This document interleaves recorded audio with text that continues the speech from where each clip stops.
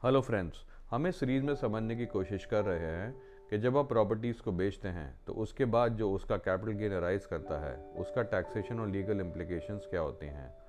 तो अब हमने सेक्शन 54 जैसे समझा था कि जो हम प्रॉपर्टी को बेचते हैं और उसका कैपिटल गेन जो अराइज करता है, अगर हम उसको इन्वेस्ट करते हैं नई प्रॉपर्टी को ख़रीदने के लिए, तो आपका कैपिटल गेन टैक्स माफ़ हो जाता है।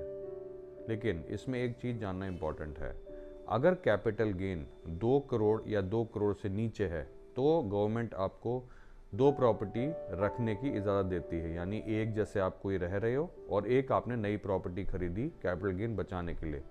लेकिन अगर ध्यान से समझिए, अगर वो इनकम यानी यह जो कैपिटल गेन है वो 2 करोड़ से ऊपर है तो आपको केवल एक घर ही बना सकते हैं, आप दूसरा नहीं बना सकते। इस चीज़ को ध्यान रखें। और बहुत सारे लोग ये गलती कर जाते हैं कि ऑलरेडी एक घर में रह रहे होते हैं, कुछ उन्होंने लॉन्ग टर्म कैपिटल एसेट बेचा होता है और वो एक और प्रॉपर्टी बनाकर अपना कैपिटल गेन को बचाने की कोशिश करते हैं। ये अगेंस्ट द रूल्स है। इस पॉइंट को बहुत ध्यान से समझिए और इसको इम्प्लीमेंट करिए। नमस्कार, थैंक यू सो मच।